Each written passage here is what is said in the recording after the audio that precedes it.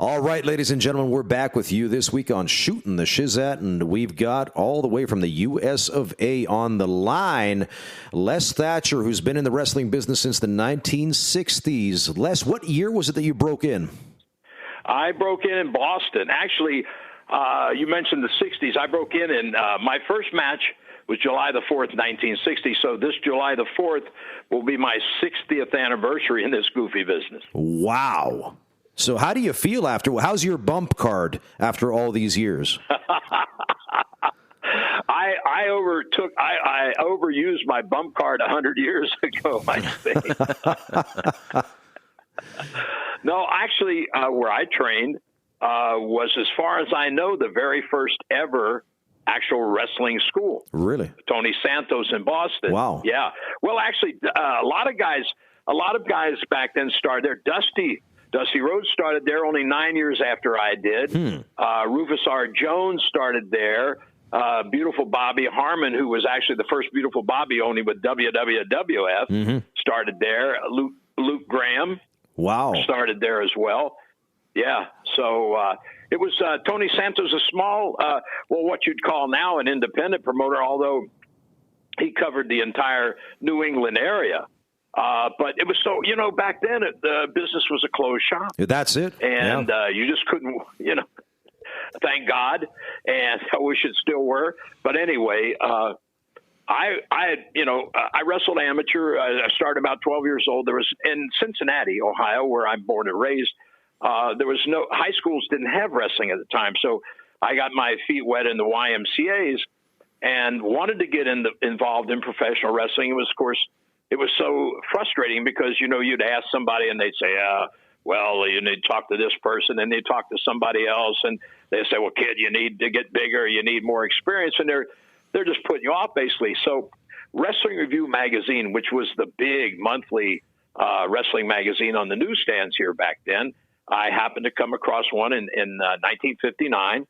And it had a story on Tony Santos's wrestling promotion in New England, and where he was training prospective wrestlers, young athletes who wanted to get their feet wet. And it had some pictures and an address. So I sat down and wrote him a letter. You young guys understand letters? There was no internet or no texting, no emails, no nothing, right? Yep. So anyway, a few weeks later, I got a trifold back with pictures, and in fact, I still have the thing in my memorabilia collection. So anyway, 6 months at this school was $300.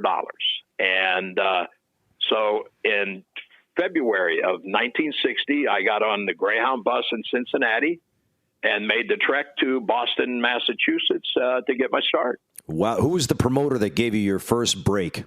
Well, actually, Santos, he promoted, shows around New England. He actually ran Boston Arena and the Boston Garden.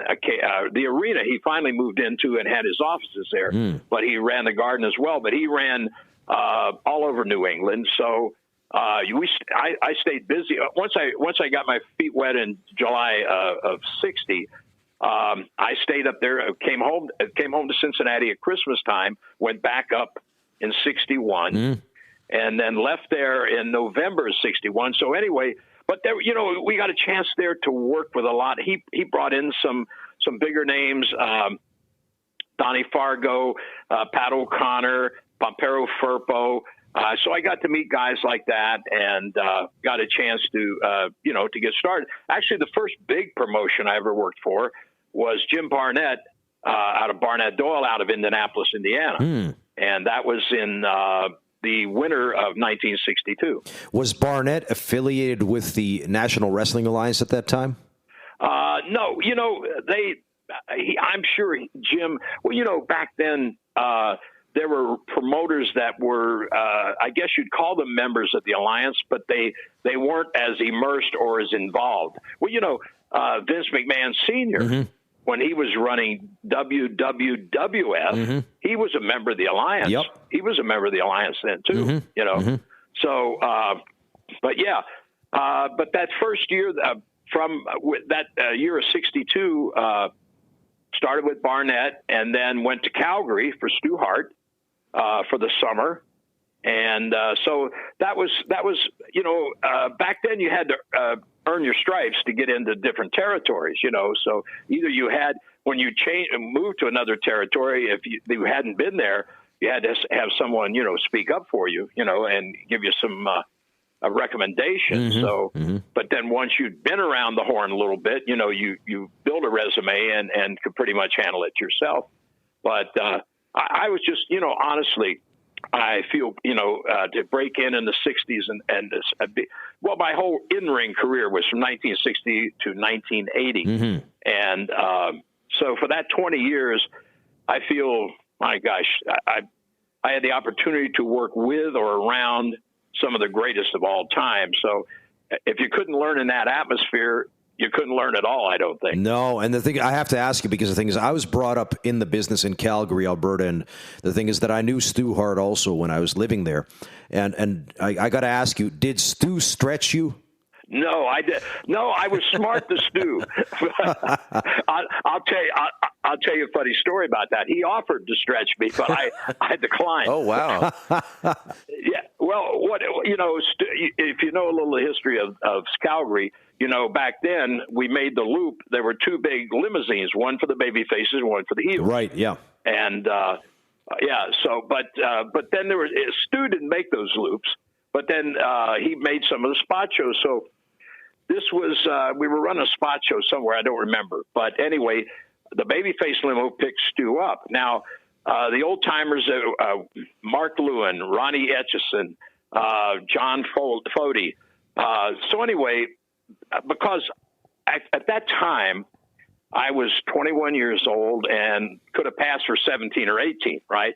So somebody said if you listed babyface in the dictionary, turn to the page, you'd see Les Thatcher in 1961, right? But so anyway, Etchison, it was all a rib, right? But so anyway, Etchison and Lewin thought it was cute. They'd come out for my, I worked like first, second, third match because I was still, learning my craft. And so they would come out and watch. And then when I'd start making my comeback, they start cheering, "Go get him, Sweetie Pie." And that was Ronnie nicknamed me Sweetie Pie because I looked so young, right? So anyway, we're in the car. Stu's sitting up front. Jesse Ortega's driving. And so Ronnie said something to me about this or that, Sweetie Pie. And Stu says, "Who's Sweetie Pie, Etch?" And he said, "Oh, that's what we call Thatcher." And Stu turns around and he said, "Thatch, you don't have to put up with those guys calling you Sweetie Pie. Come on up to the house." He said, "We'll tussle around a little bit." I said, "I'm good, Stu. Like the nickname. Thank you very much." I got to tell you, my first time that I went to see Stu Hart, I went to the house the Hart House in Calgary, and I was sitting at his table. And I was just talking to him, and then he got up from the other side of the table, and he said, let me show you a sleeper hold." And he got behind me, and he clamped it on, and I was smart enough to turn my head to the side just in time before he clamped the pressure on, because had I not, he would have choked me out. I got my windpipe out of the way, and then he clamped it on. He held it. I didn't know how long he was going to hold that damn thing because he's putting the pressure on. And then all of a sudden he just let go and went and sat right back down at the other side of the table. Well, during that same time that I was there was a young Greek wrestler, Tarantus, I believe was his name. Anyway, he had a great amateur background in Europe and in Greece. And so his first trip to North America, he came to Calgary. And so anyway,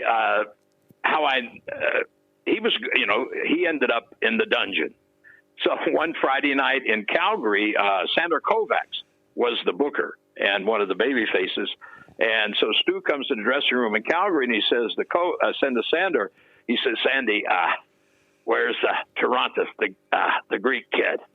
And Sandy says, "Stu, you cracked two of his ribs just a couple days ago. He's healing." and Stu says, "Fucking baby, Right? Some shit like that. So I got out of Calgary with all my ribs intact anyway.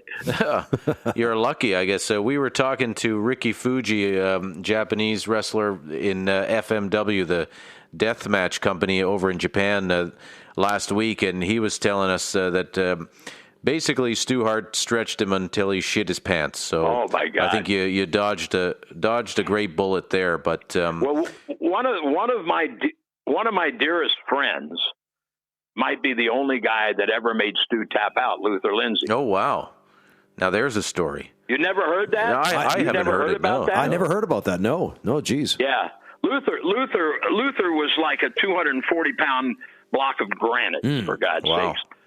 Great personality, great sense of humor, unless you push the wrong button, right? Yeah. And then he was as lethal as a rattlesnake. No, the story, as Luther told it to me, was, Stu loved Luther. And Luther, they had a great relationship. But anyway, Luther had hurt his knee a little bit. So he was at the house, and Stu said, let's go down and tug a little bit, right? Let's go down and play around a little bit. So Luther says, Stu, my knee's, I'll stay away from your knee. That's all good and everything. So anyway, they go downstairs. And Luther takes the down position. And Stu is trying to turn him. Mm-hmm. And he's not being successful. So I don't know if he forgot about the knee or realized the knee was hurt and he was going to take advantage of it. But Stu dropped his knee in behind Luther, the back of Luther's bad knee. And one of the guys who's also passed away now, Jerry London, was there. And Jerry said there was this 2 seconds of complete stillness and quiet. And he said then Luther exploded forward, sat out, made the turn, cross-faced Stu, and drove him back into the wall. And Stu is tapping Luther's arm at 100 miles an hour, saying, Buffy.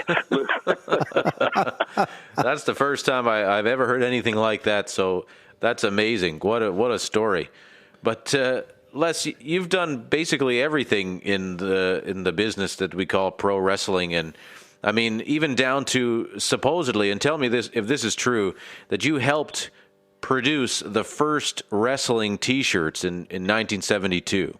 Yes, actually, it was. It's a crazy thing. It was my idea initially, and I had back, as you realize, in the '60s, at least over here, the T-shirts with something on them, was starting to be the big push, right? Bands or sayings or whatever, and other sports were doing it. So I had mentioned to a couple promoters. I said, at first I was saying they're like these little banners that you put up on the wall. It's got your college or something. I said, you could probably sell some of those with baby faces, pictures, and names. But I said, I bet T-shirts would sell.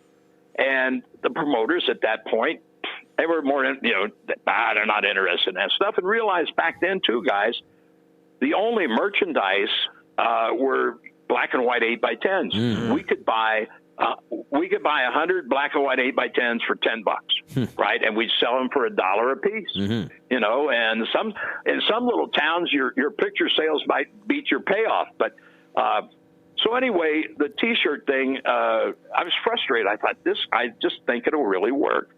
And so Jerry and Jack Briscoe and I were sitting around one night having a few adult beverages and maybe a little something else, which I won't bring up. Mm-hmm. And so we're just talking, about anything in general.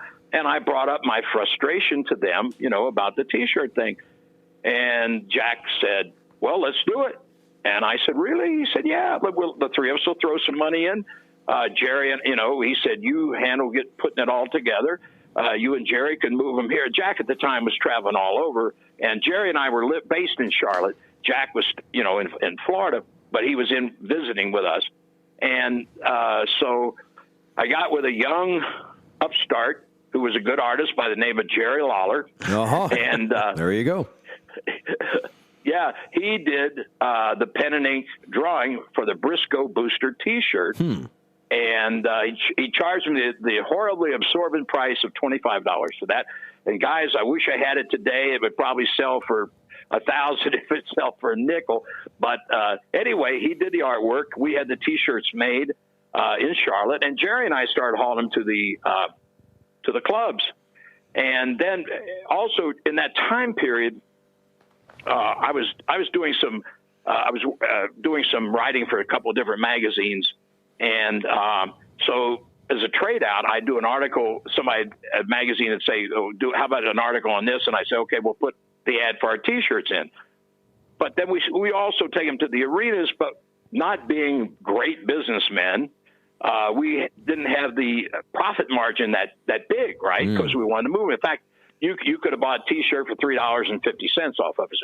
They were all white T-shirts with the black silkscreen ink. Mm-hmm. And so anyway, I'd gone down to Atlanta to help with the War of Atlanta, and we in the office there. So they put them in the program, in Atlanta, put them in the program in Charlotte. Jack got them in the program in Florida. A couple of the magazines as a trade out. Well, some of the buildings were wanting 40%, so we didn't even bother to go in those buildings. But why we ended up just shutting the thing down was the promoters realized, hey, these guys are actually making money on this. So now they wanted their piece, right? So now we're talking about the building, the promoters, and so finally we just let it run out. Sadly enough, but whose side were you on? Were you on Gunkel's side, or which side of the war were you on?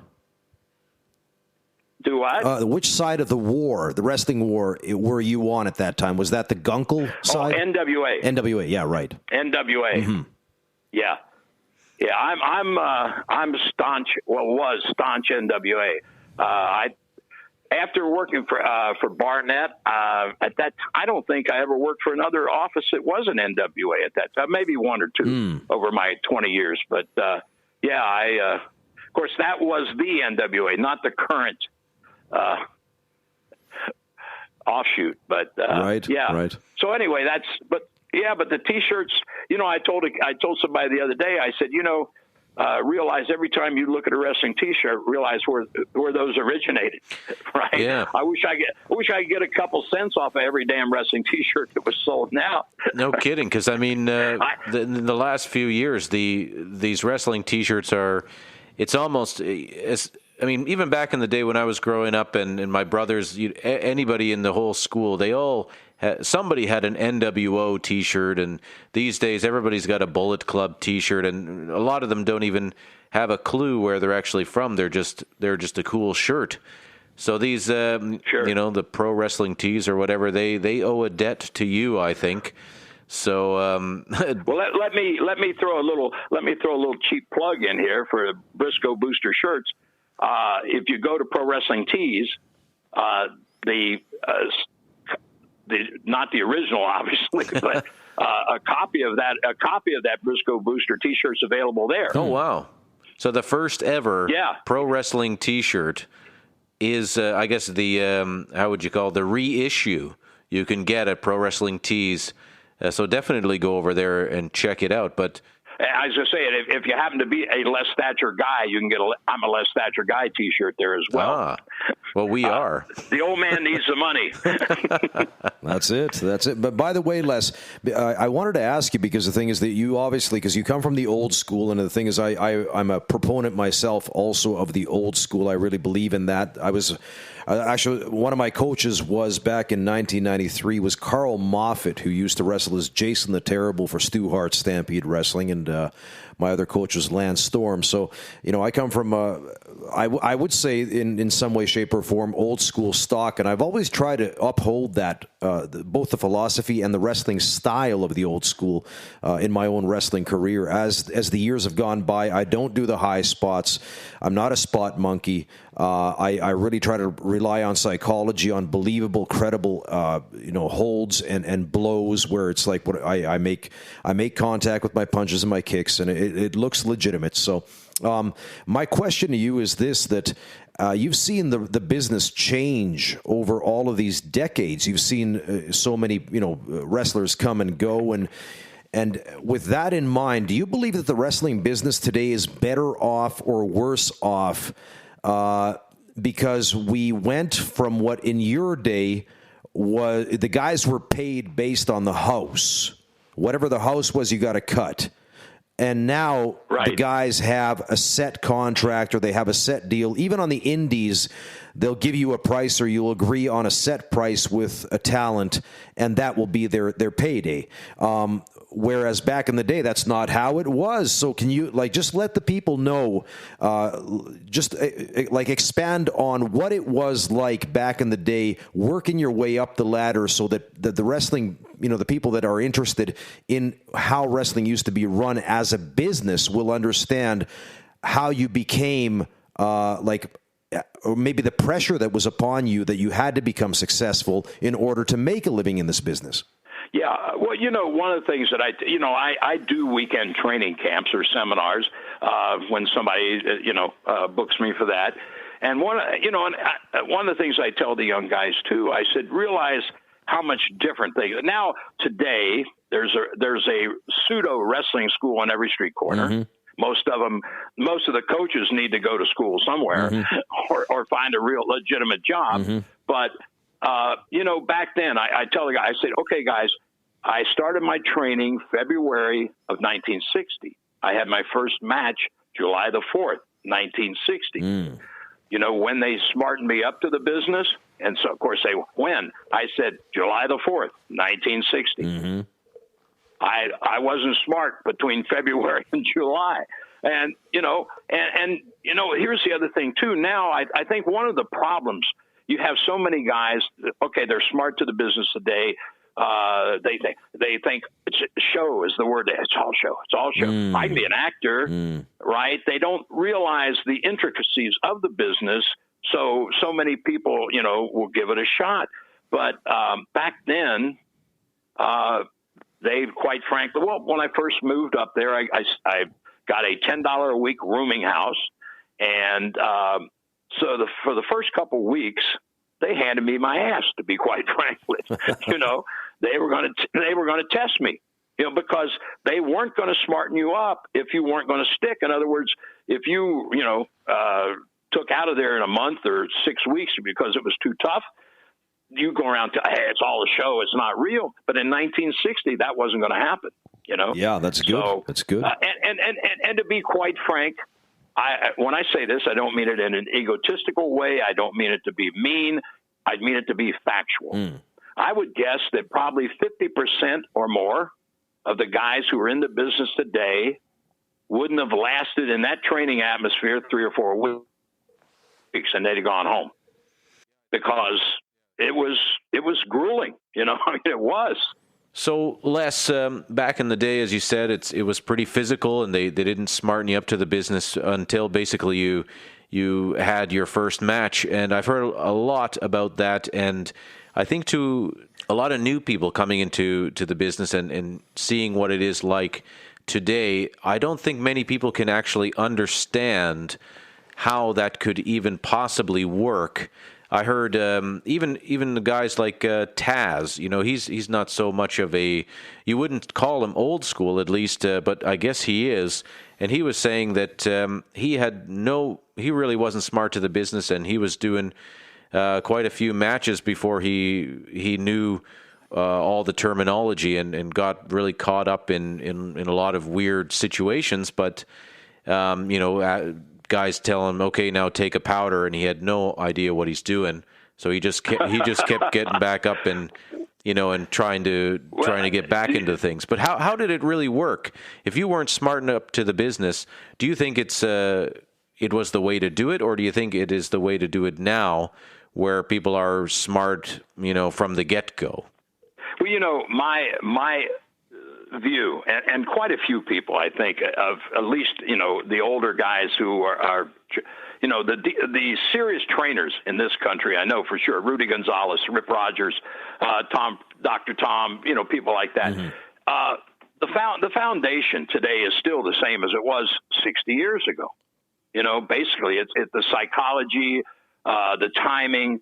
The problem is that today, I think the kids, the old saying is you're putting the cart before the horse, and they're more interested in how many dives they can do, or how they can wave at the people, or their costume, or their music, and they don't, some of these kids, I'm not even sure they know a wrestling hold, to be honest about it, right? Sometimes it looks that way, that's for sure. Yeah, it does, doesn't it? I'll be honest, the current, I'm not, and the problem is there are so many idiots that try to be trainers that will take somebody's money. I know when I do these camps around the country, I'm working with kids who have started, not necessarily with the group that I'm training for that weekend, but somewhere. And I had a kid say to me, it was last year, funny is money. I said, what? He said, funny is money. I said, where did you hear that nonsense? My trainer, I said, tell your trainer he's a friggin' idiot, please. I said, I don't even care what his name is. He's stupid. Funny is, and that's the problem. Guys, there were little humorous things in the business 60 years ago, but they were organic. They weren't, hey, I'm going to do this funny skit. You want to watch and laugh? It wasn't that way. And it shouldn't be today. Here's my stance. When I was 10 years old and watching the cowboy movies of that era, right? I was smart enough to realize that the good guys weren't really killing the bad guys, that it was a work, right? Basically. But they drew me in. I am now 79 years old, and a good TV series or a good movie will draw me in. That's why I'm watching it, right? And if I want to see comedy, I want to see a real comedian, not an idiot, right? Not just somebody. My mom said I'm funny. Well, maybe not, but that's and here's the other thing that I try to, to impress upon these young guys that are just getting their feet wet. If you start a match acting a fool and doing comedy stuff, then that's what you are. I don't know if you guys you ever watch the old Andy Griffin show? Yeah, of course. Okay, I said, my example to these kids, I said, if you start as Barney Fife, you can't become Superman in the middle of the match. Well, that's true. Right? So if you start as a jerk and a clown, then that's what you are. So to me, it's not organic enough. It's too all. Well, plus, here's the thing. If you held a gun to my head and said, let's lay out a 10-minute match, I just say, Michael, go ahead and shoot me. Right, because I don't know how to do that. Now, you want to go 45 minutes with me?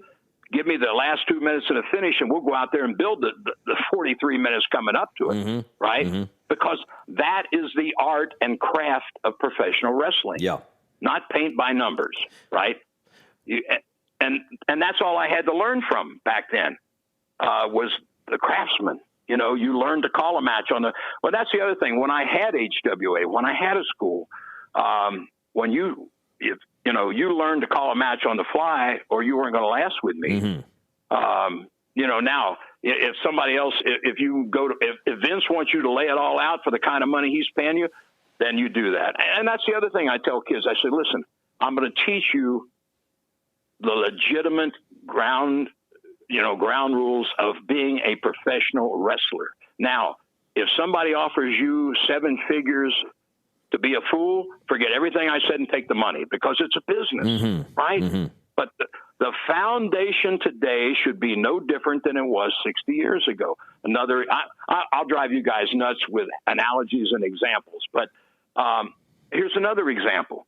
If you're a movie that whatever won Best Dramatic Film Academy Award in 1950, and the film that won Best Dramatic Film in 2020, they are different in terms of costuming, technology, color, color, and things like that. But the basics of telling the story are no different at all to tell a good dramatic story. So. And it shouldn't be in our business. But now, and here's the other thing, I think today, the promoters and writers, who have never taken a bump, right? They look at it as camp, so they're going to write it as camp. Yeah. So now everybody's a clown, right? Why do you think that Vince, especially, coming from where he's come from and his background in the business, why do you think that Vince... And because he is the ultimate authority in the WWE, why does he let this shit pass? Why does he allow this garbage to take place in his company? Well, because here's one thing. I think it's this: if you, the three of us that are having this conversation, none of us have any professional acting skills that I'm aware of, or have never been trained as actors, never stood on a stage and did a 40-minute comedy stand-up routine. Okay, but yet we can all act the fool and get somebody to respond to that. I mean, I tell guys, look, if you're just looking for a reaction, you don't need me. You don't need Dr. Tom. You don't even need training. Step in the ring, drop your pants, and somebody will laugh. But they won't buy a ticket to come back the next show and laugh again. No. To me, you still need to get people. Well, here's to me, Cody Rhodes right now is probably the most legitimate hot baby face in the business for one reason, because his promos are as good as his dad's, only they're different. But when he does a promo, he is a competitive wrestler talking about competition. He's not, it's not about, hey, I got to get my catchphrase in every other sentence and that nonsense. Why did he and like with he and Aldis in Chicago for the NWA title match, that match was over with the fans before the bell rang to start it. Why? Because both these guys did serious interviews talking about, he does this, I've got to counter that. It's like two competitors in an actual, athletic competition. And I don't, guys, I don't care if I never see another dive. I mean, I'll die happy. It's, and here's, that's the other thing, an analogy. I don't know if you're married or you got a live-in girlfriend, but I always say to kids, you got to marry. Yeah, I'm married. Okay. I said, do you remember the first time you saw your wife naked? Oh yeah. Do you remember the 200th time? Don't bother to answer, because I know the answer. Yep. You don't know. You can't tell me the 200th time. Okay, so why am I telling you this? Okay, here's why I'm telling you. Let's say tonight on your independent show, you've got 8 matches. There's 2 dives in the first match. There's 3 dives in the second match. There's 1 dive in the third match. On and on and on. So why are they special? The art of professional wrestling is doing the proper thing at the proper time to elicit the proper reaction from the fans.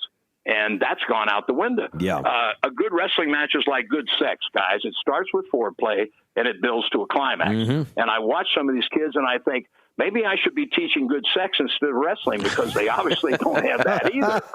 Right? Some people say sex is like pizza, though. Even if it's not that good, it's still sex.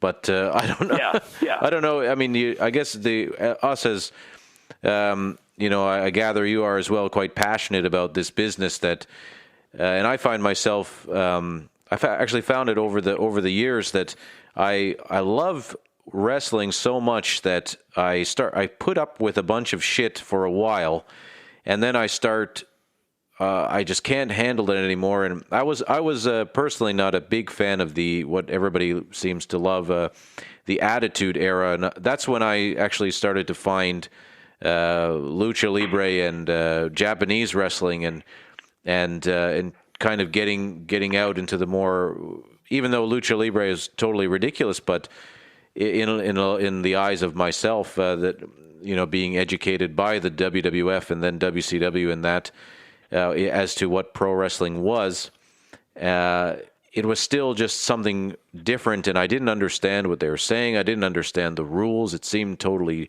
backwards and upside down, but it was something that seemed almost credible anyway, and it was in terms of lucha libre at that time. I just was in awe. But then when I saw the Japanese wrestling and how it reminded me, and I've said it before on this show, it reminded me of what I think of as the Canadian style, or this kind of barroom, very realistic style. I know they do a lot of spots and things like that as well, but they seem to be very much aware of the idea that this is a fight, this is a contest, and even though everybody's in on it, the crowd still really appreciates the effort that everybody goes through to sweep everybody away into the suspension of disbelief. And sometimes I think, especially in American wrestling, that almost as though the companies think that to try to, I guess, pull the wool over people's eyes and pretend that it's all real is an insult. But I guess I come from the school that I think it's the opposite way around. I would want them to try to convince me that it's real, and have that suspension of disbelief. But I don't know what's happened, or is it just so cool to be smart to the business in the crowd? Al Snow put something on Facebook. You guys, can you guys get on my Facebook page from there? Yeah, definitely. Okay. Well, I posted yesterday or the day before, I don't remember. Anyway, since Dickie Steinborn has passed away, I posted a match, or you can find it on YouTube. Dick Steinborn and Tommy Sigler, 1973 in Atlanta. They were wrestling for Gunkel Enterprises during the war. Watch that match. They tell a beautiful story, and it's just, and that's the way the business was. But, the thing of it is, you can't suspend my disbelief when you do something that a guy should die from, and he jumps up and hits you with 2 drop kicks and 4 hurricane ranas. Yeah. Right? I mean, you've lost me. You've lost me. Why do I? Well, here's the other thing. I'll ask kids, you ever seen the movie Scarface? Oh, yeah. How many times you watch? Oh, I watched it 2 or 3 times. Why? Well, I said, let me explain something to you about that movie. They told you a hell of a story. They held your attention for an hour and a half or more. I'm not sure how long the movie ran. But I said, how did they hold your attention? People keep telling me wrestling fans short attention spans. Well, then how the hell could you watch a movie that's an hour and a half long? Because they told you a story that was compelling, drew you in, and and they build to the climb. I said when Scarface, the big shoot up in his mansion at the end of the movie where he's snorting all the coke and firing the gun, and I said that came an hour and a half after the damn movie started, not 2 minutes into it. Yeah. Right? They build a foundation. They told you who he was, why he got to this point, how it all started. And that's the other thing today, too. You and I could be on Raw next Monday night. They can make us tag team partners in the first hour, and by the end of the third hour, you're mad at me, and we're in a competition against each other. The fact is, they haven't given us enough time to get over as a team yet. Right? And again, it comes good sex. Right? You take your time and build to that climax. If you're in a big rush, I'm sure she's going to find somebody else to hang out with. Right? I mean, come on. But anyway, yeah, so that's the thing. I'll tell you something I watch. In fact, I was watching, I'd recorded it from Monday and was watching it when you guys called. The Voice, American Idol, America's Got Talent. You must have, you guys have comparing shows, right, with you. But anyway, why do I watch those? I watch them because I see real emotion by the competitors, which I don't see in the wrestling business. I see phony crap, right? And that's what we sold. We had riots. You'll never have to worry about seeing any riots today, right? Not more than an hour and a half from where I'm sitting right this moment in Greenville, Tennessee, back in the late 60s, early 70s. One of the hottest heels in this area, Ron Wright. We made a lot of money, and him and his brother against a partner I had and myself. But anyway, in that town, Ron got so much heat. He's leaving there. He leaves the ring. He's got a cop in front of him, a cop behind him, and they start up the aisle. There's a scuffle between the fans off to the side. So the cop behind Ron drops to stop these people. As he does, one of the fans comes in behind Ron with a hawk-billed knife and zippers him, opens him up from the waistband of his trunks to the base of his neck. 175 stitches, gentlemen. Jumping Jim. Do you think somebody believed he was an asshole? He was a heel? Yeah, of course they did. I would say so. It's crazy when kids will sit down and say, well, tell us some stories. So I'll tell us some stories about a couple of riots I've been involved in. They'll look at you like, you're kidding. That don't happen. No, it don't happen today because Laurel and Hardy or Abbott and Costello don't create riots, right? Serious people draw you in and create riots. And don't get me wrong, I don't want to see any wrestlers get knifed or anything, but don't tell me we can't. The other thing I try to teach when I give instructions is, okay, let's pretend that everybody in the world is smart to the wrestling business. I know everybody thinks they are, and 75% don't even have a clue. But so they know it's predetermined. They know it is a show. Okay, that's fine. So what now is your strongest weapon to draw them in? Mine, I think, if I were still working, would be the element of surprise. So if you hit something they're not expecting, that's when you're going to get your biggest reaction, opposed to, hey, I got to get my shit in, right? Or you're telegraphing things.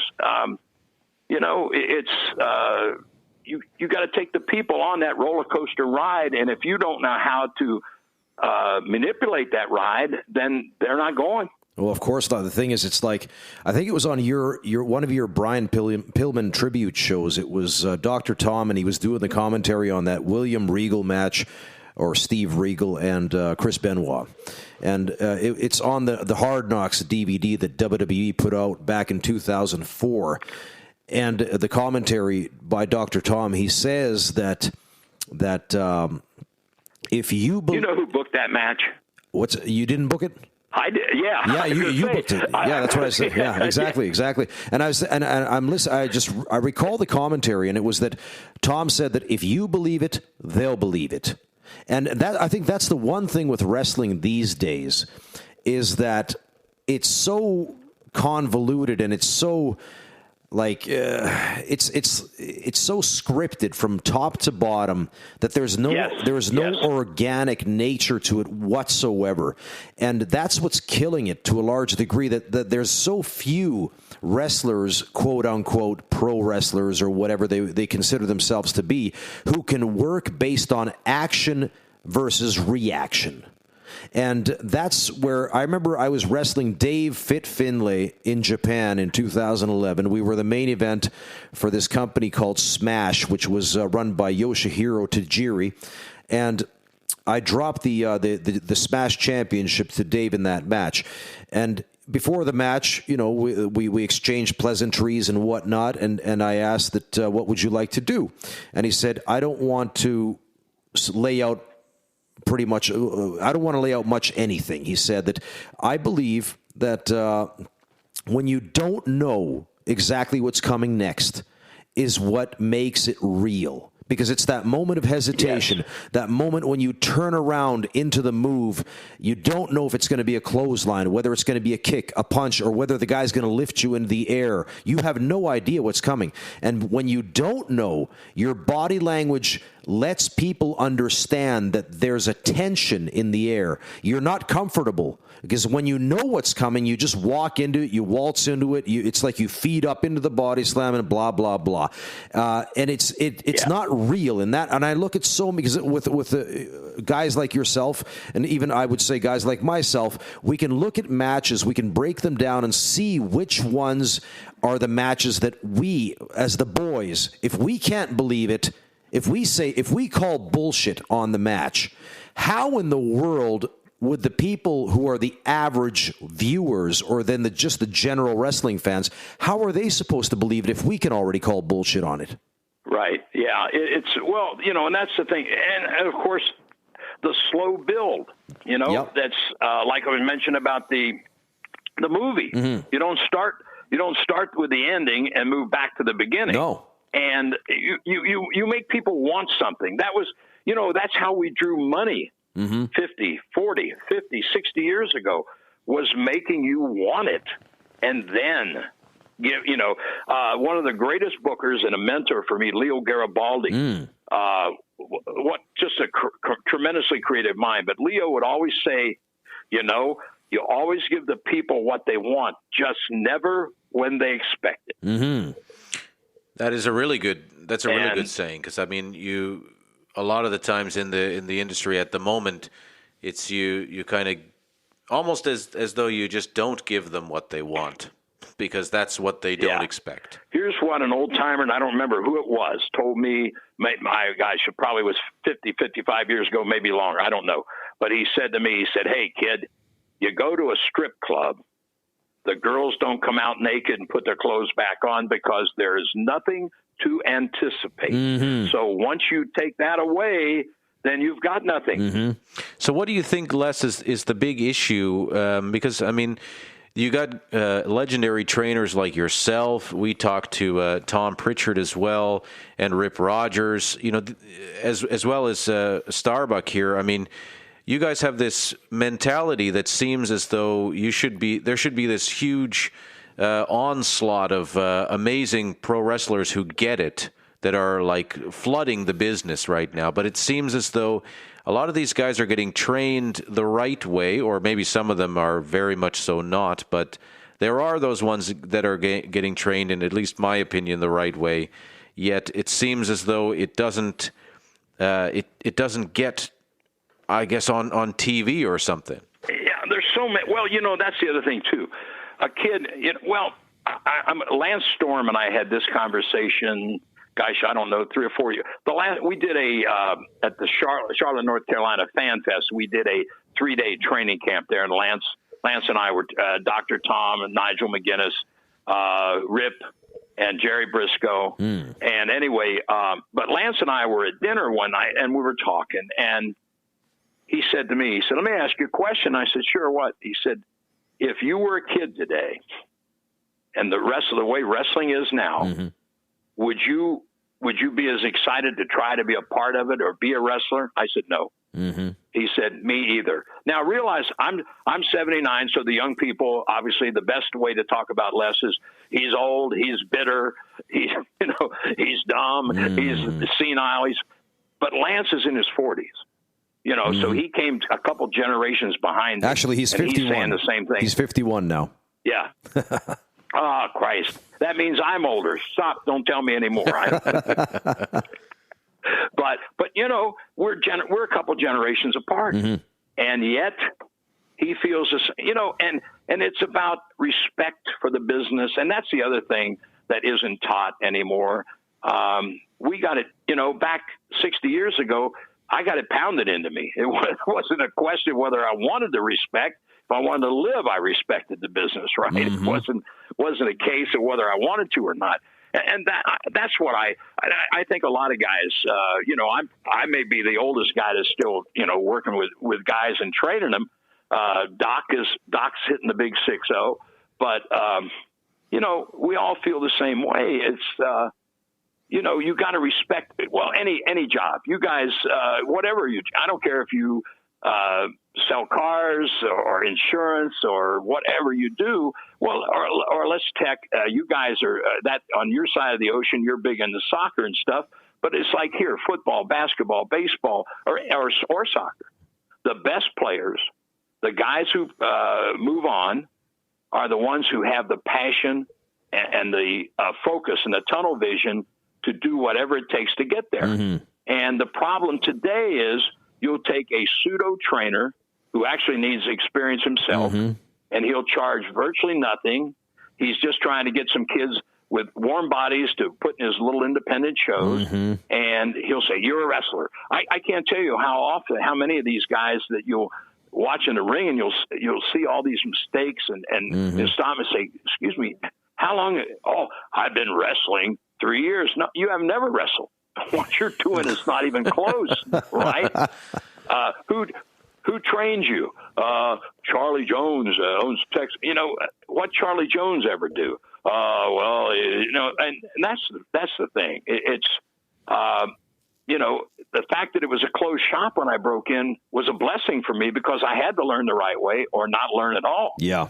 And now, I hear guys saying they're wrestlers that if they just said that 60 years ago, they'd be 5 inches taller already, right? Somebody snatched them, double-legged them, and stretched their ass. I mean, and I think, that's the other thing, too. I try to explain to kids, guys like myself, well, everybody gets off on listening to Jimmy Cornette and his rants. Mm-hmm. And I'll be honest, that brain is one of the most fertile wrestling minds still above ground in the world today. Mm-hmm. And I tell guys, I said, he goes off, and yes, he gets crazy.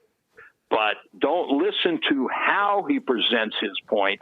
Listen to what his point is, because 9 out of 10 times, he's hitting the nail right on the head. That's right.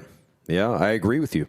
And the thing is that, what would you say, Les, that the thing is that I've always believed personally, I mean, I've been a mark, I would say, for realism throughout my life, even as a fan before I got into the wrestling profession.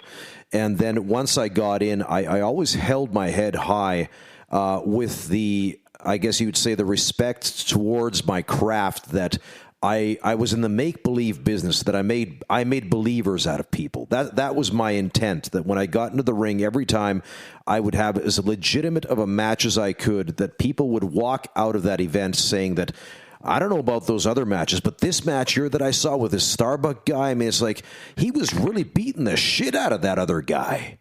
And in my opinion, I don't think that anybody, any fan or any general person wants to come to a wrestling event, even in 2020, once this quarantine, thing opens up again and the market frees up. But I don't think that any fan wants to come to a wrestling event and just see Gaga. I don't think that they want to see a fake fight. I don't think that anybody wants to come to a wrestling show and see just general bullshit.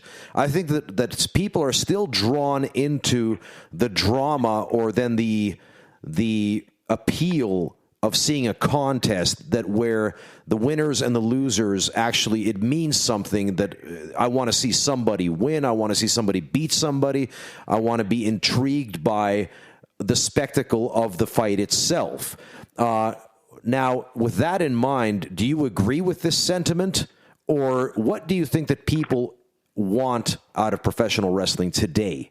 Well, I think the goofiness, the bad comedy, and I say bad because I haven't seen any good, draws. Well, some people.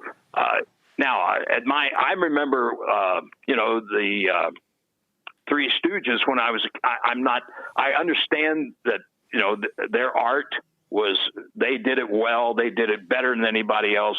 I just don't watch it anymore.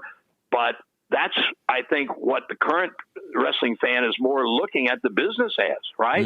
Is more like a Three Stooges or the Our Gang comedy or something, opposed to something real. And here's another example. The business has gone so far to the wrong direction, but to this, we got to be funny, we got to be over the top all the time. I don't see the value in that, because it's all right to have one or two people, but if everybody's that way, what do you believe, and how do you believe in anything? That's I don't know.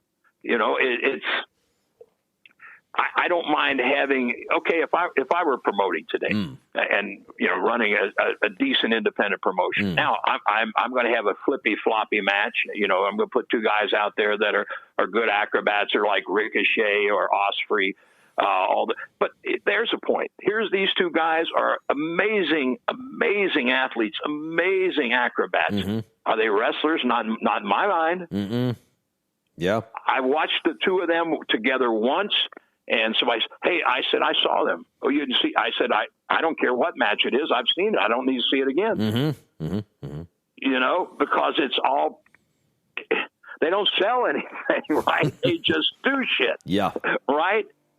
So there's no up and down to it. But yes, I think you can still draw people in. Okay, here's, like I say, we've gone so far in one direction. And of course, Cena doesn't work full time anymore. But I made this example. I said, if say next Monday night, Cena's still a top guy and active. Okay, next Monday night, you got a baby face in the ring, and these two heels are beating the hell out of him. They're ganged up on him, beating the hell out of him. Cena's going to make the save. Well, Les, how do you make that different? Here's how I make it different. There is no entrance music. Cena is in street clothes, long pants, real street clothes, right? And he makes the save. Yeah. What's different? Well, somebody in that audience, or several somebodies, and somebody at home is going to say, that wasn't part of the script. There was no entrance music. He doesn't have his wrestling gear on. And they're going to tell somebody else, and that somebody else is going to tell somebody else, and all of a sudden, hey, maybe that wasn't scripted. Well, was it or wasn't it? But as long as we don't tell them, they don't know. So it creates more interest. If you remember when Lesnar split Randy open. Yep. Everybody, that must have been real. There was more talk about that than anything else. Why? Because it wasn't scripted. And you know, it's so crazy. Everybody, every podcast, every talk show, anybody that talks about my era, you know, well, why was Flair so good on? Because he was being himself. Dusty was himself. Roddy was himself. Blackjack. But okay, that makes sense. So what do you do now? Well, we don't let anybody be themselves, right? If you're a plumber, we're going to make you into an insurance salesman.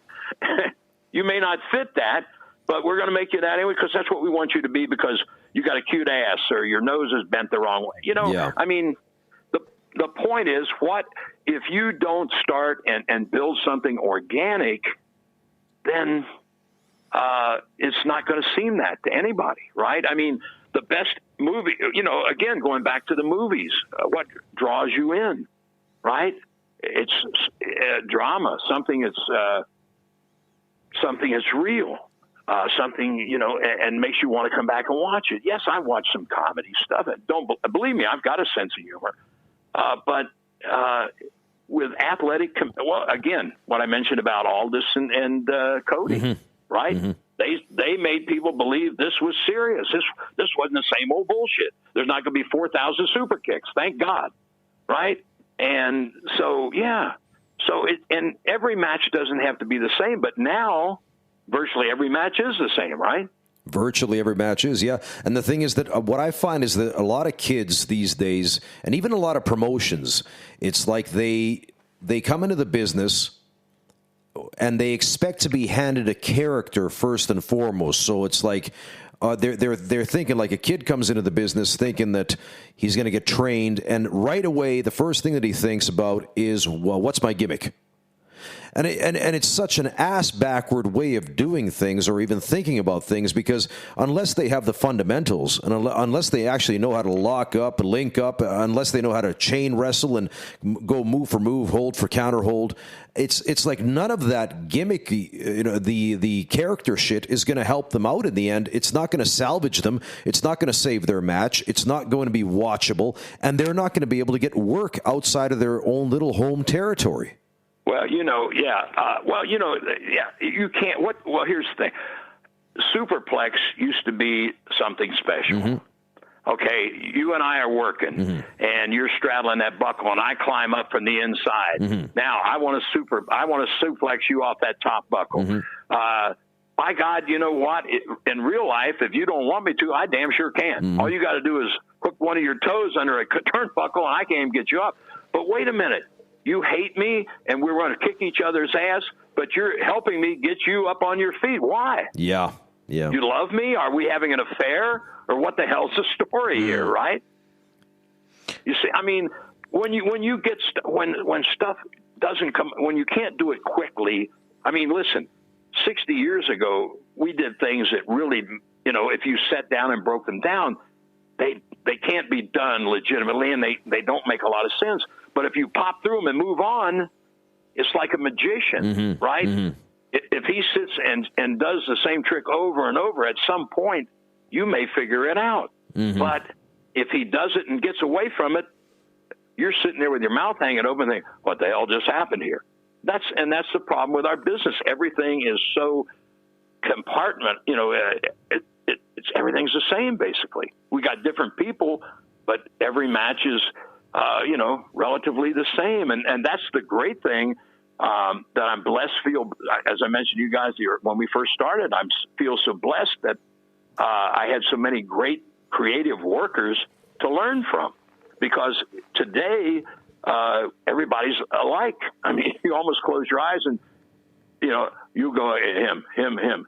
But that's the other, that's something they don't pay attention to as well. And I can't think off the top of my head, but a lot of times when for me, watching a wrestling match, I'm probably more critical than the average bear, because when I'm critiquing a wrestling match, I'm looking at it as a former wrestler, a promoter, a booker, and a trainer.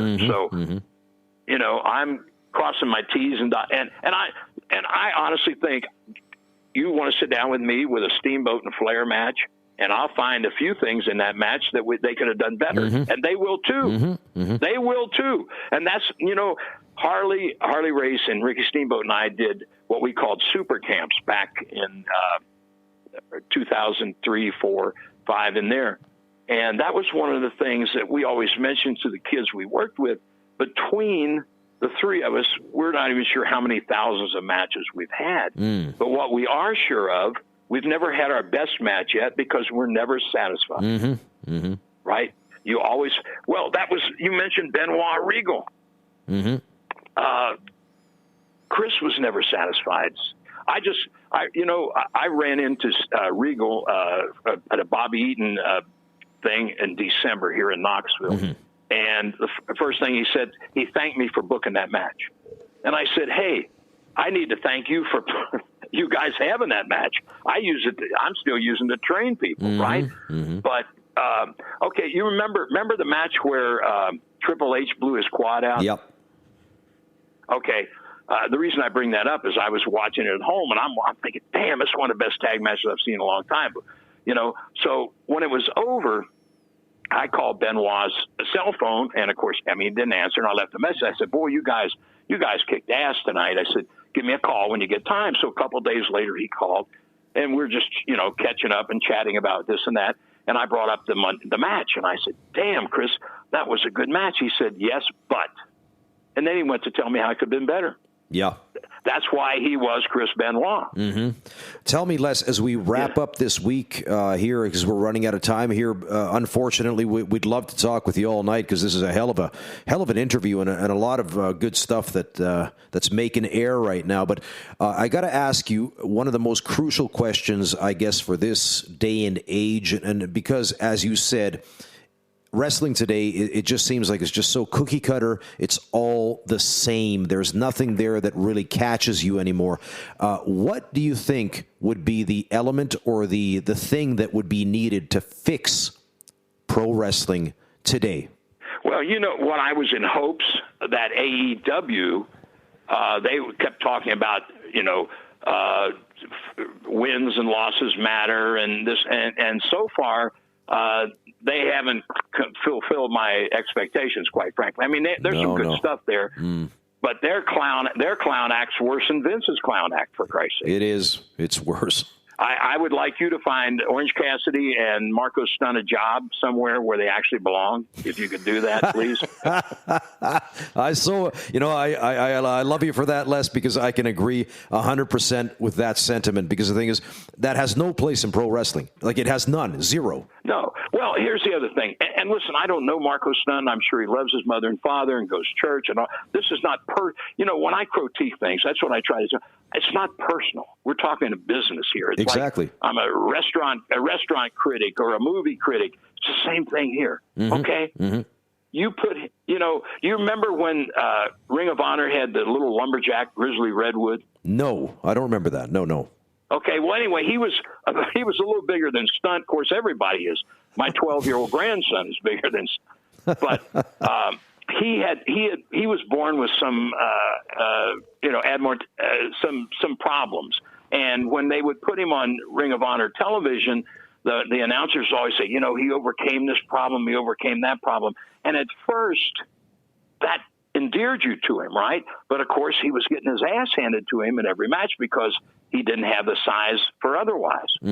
So okay, at first, but then a year later, when you're still telling me how Grizzly has overcome all this, and I'm thinking, yeah, but he gets in your ring every time I see him, gets his ass handed to him.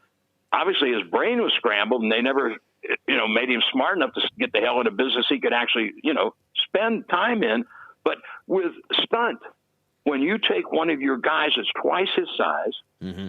that you're pushing, mm-hmm. and they sell anything for him, that's not good for them, period. No. It's not. No. Right? And if a guy, Rudy Gonzalez and I were talking about this. Orange, I call him Orange Julius because there's a restaurant chain here, right? Orange Julius. Anyway, if he walks in, Rudy and I are having a match. He walks in with his hands in his pockets in street clothes and sunglasses and just stands there and looks at us. I said, you know what? If I were the booker, here's what I'd call Rudy. He walks in, we stop wrestling and wonder what the hell's this, and he's standing there looking at us. You look at me, I look at you. We double clothesline this son of a bitch right over the top rope and go right back to beating each other's ass. I mean, what else do you do? Yeah. Right? Why would you, I'm talking about riots back in the day, somebody with sunglasses and street clothes on got in the ring, they'd get their ass handed to them, right? Yeah. But I don't think it's funny. I think it's embarrassing to the business. And I guess if you don't feel about the business the way I do or others do, it is funny. But it's also tiresome. It's that type of sight joke or gag that you can't keep using it forever. I mean, you just can't. I mean, that's quite true. I mean, maybe at one point or at some point in time, it could work.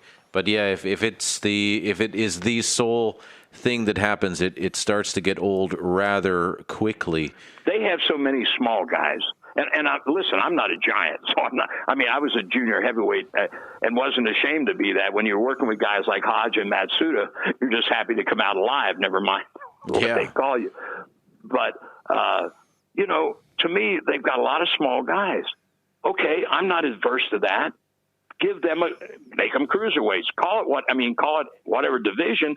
But when you're putting them in against guys twice their size, how can you? I mean, what kind of competition do you expect? And if the match goes 5-6 minutes, then it's a show, and you've lost interest with there's no chance of hooking you and drawing you in emotionally, right? Mm-hmm.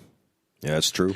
So, Les, before we leave you here, I'm sure you've been given this question about a zillion and one times, but for pro wrestlers or people who want to become a pro wrestler, trying to get into this business or thinking should they or shouldn't they, what, I guess, is the first piece of advice that you would give them, and what should they hold on throughout their career if they end up being so fortunate to have one?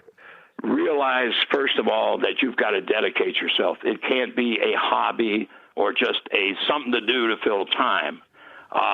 Be sure that if you go to what's called a wrestling school, you talk to people that have graduated from there, you get the trainer's resume, and you talk to people that have worked with, right? I mean, otherwise don't spend your money.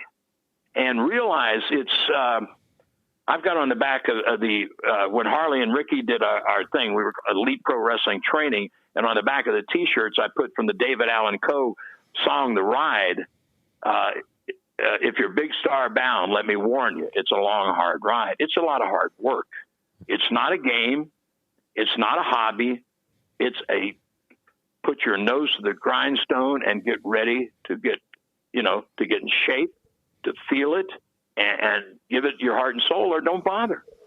Well, that's it. That's it. And I think that's one thing that a lot of kids these days, unfortunately here in Finland, in the Finnish language, when they speak of pro wrestling. When do I get to come to Sweden and give a weekend camp? Well, we're going to have to see with the Swedish promoter, because we live across the pond in Finland, so we'll work on that one there, Les, and we'll see if we can maybe get something happen in that respect. But here in Finland, where where we live, they have a term for pro wrestling in the Finnish language called showpaini, which translates to show wrestling, which kind of like it demeans the product immediately because it's people think that it's just a show, and I Right. hate the term. I'm trying my damnedest. I'm the pioneer of pro wrestling here in Finland since 2003, and I introduced the sport, quote unquote, here in 2003 as my first class was in that year that I trained the students in.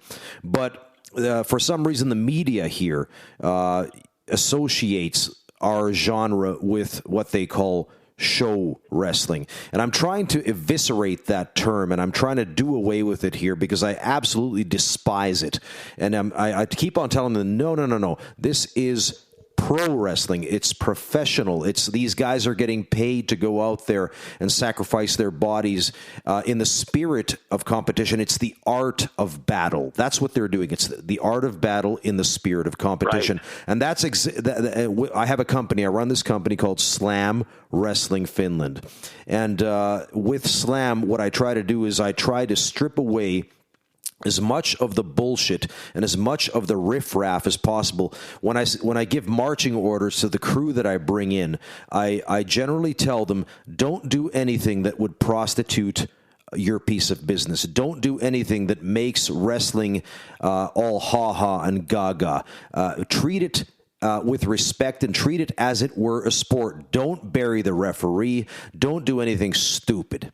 And I think that's the way to bring back, like in my eyes at least, to bring back legitimacy to pro wrestling, where when somebody buys a ticket to come to a show, let's say even myself, like to one of my shows, I want people to actually be able to question whether or not that what they're seeing might be real.